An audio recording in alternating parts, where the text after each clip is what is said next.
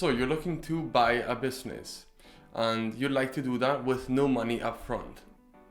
Before we proceed with approaching a seller and proposing to buy their business with no money up front, let's look at the 4 main things that you need to do. Number 1, determine why you want to buy that business. Are you looking to just make some extra income on the side? Are you looking to start your entrepreneurial journey by buying an existing business that has been doing well? Or do you already own a business and you'd like to integrate this new target business to expand your current operations?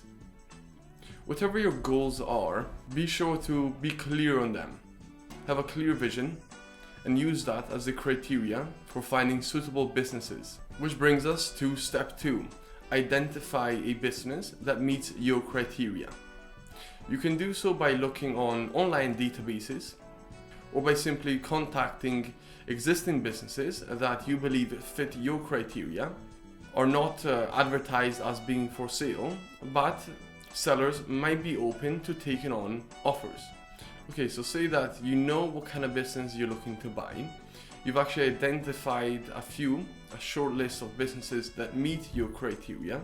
The next step is to get in contact with the seller of that business and understand their motivations.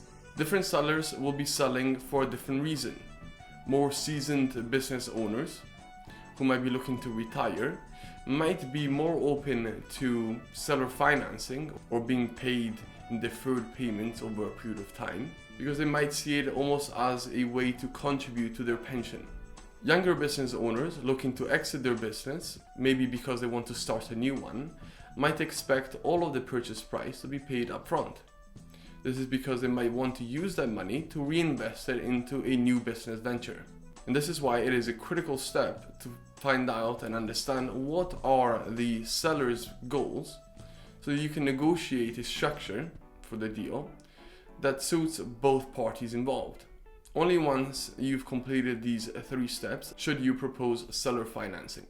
To learn more about seller financing, what it is, the advantages and disadvantages, click on the link above, where we'll teach you a little bit more about the process. Thanks for watching. If you have any questions, leave them in the comments below. And if you found the video useful, then subscribe to the channel.